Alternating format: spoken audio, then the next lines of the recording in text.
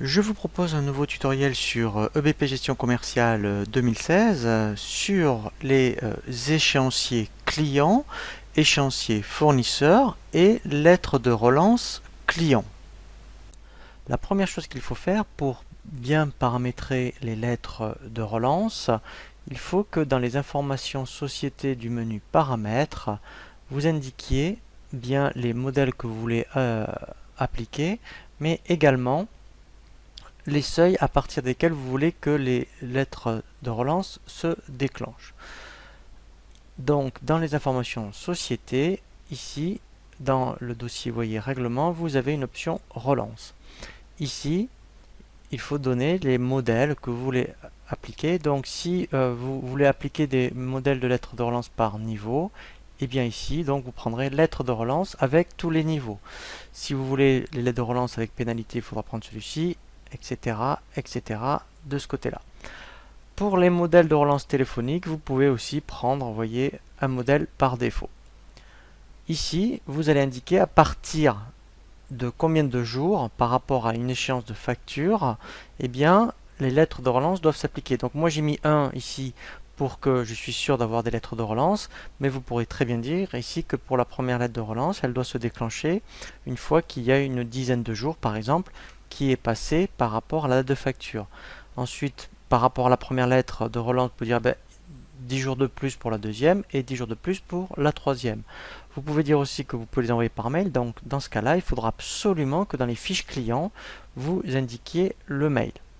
Vous pouvez dire qu'un courrier obligatoire peut se déclencher à partir du niveau 2, et enfin, vous pouvez ne pas incrémenter le niveau de relance, et c'est vous qui le faites manuellement.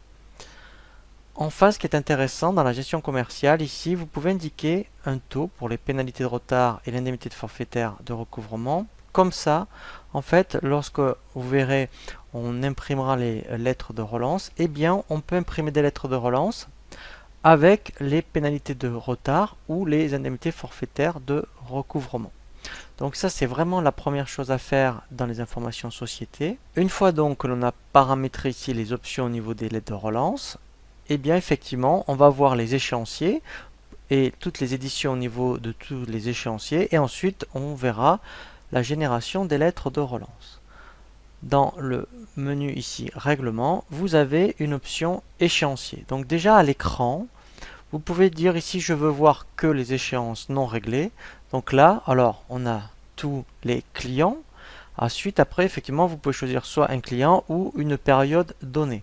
Après, vous pouvez visualiser tout ce qui est réglé et régler ici ou non réglé. Donc ça, à l'écran déjà, vous avez une première information. Ensuite, dans le menu ici, impression, voilà, vous allez avoir également un état échéancier client. Donc, on va voir déjà avec ici l'échéancier par client par défaut. Donc on va voir ce que ça donne. Donc on peut dire au niveau de tout ce qui est, admettons, que non réglé par exemple. Ou voilà.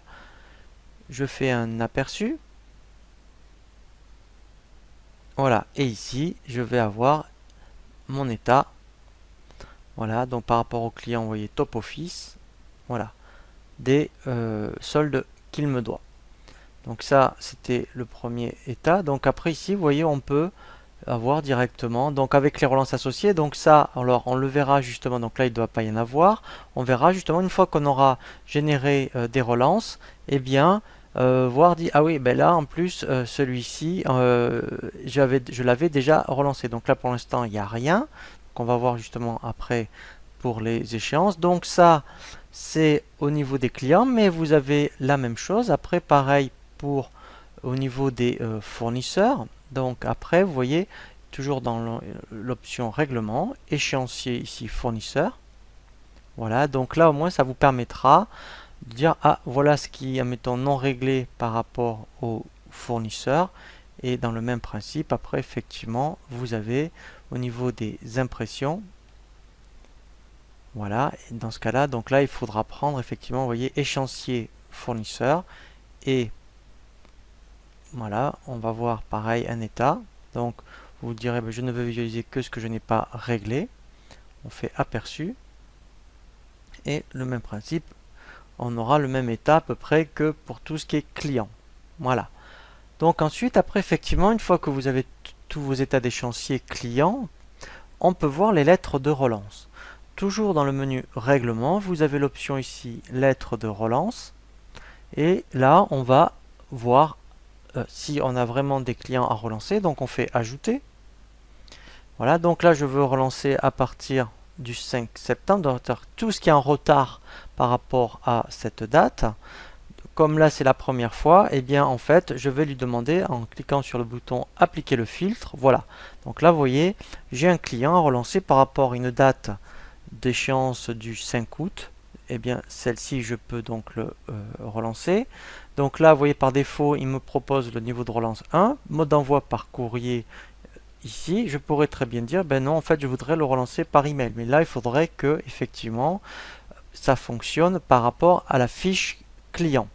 Donc après, pareil, hein, on peut voir directement ici, on peut en voir la fiche client. Donc sans sortir, on peut visualiser, voilà, la fiche client. On peut également voir l'historique. Voilà, donc voilà, ici. Donc là, c'est tout, vous voyez, toutes les factures. Et après, on peut même voir le document, c'est-à-dire qu'on peut voir directement la facture. Voilà. Alors, solder, en fait, on le verra, c'est quand vous avez un écart de règlement. Donc, comme il y aura toujours un solde dû, eh bien, lui, il va vous dire, il va vous vouloir la relancer. Eh bien, en fait, solder, donc si on le verra justement, il y a un tutoriel à cet effet pour tout ce qui est écart de règlement. Eh bien, on cliquera sur le bouton solder pour que ça annule le solde de quelques centimes. Comme ça, alors, ou même, mettons si c'est une créance irrécouvrable, eh bien, on clique sur le bouton solder. Pourquoi? Pour ne plus qu'elle traîne ensuite dans les factures à relancer. Et là, en fait, modifier le niveau de relance. Donc, après, effectivement, eh bien, on peut dire, ben voilà, surtout s'il y en avait plusieurs pour le même client, on dit, ben maintenant, je veux toutes les basculer à 2. Voilà.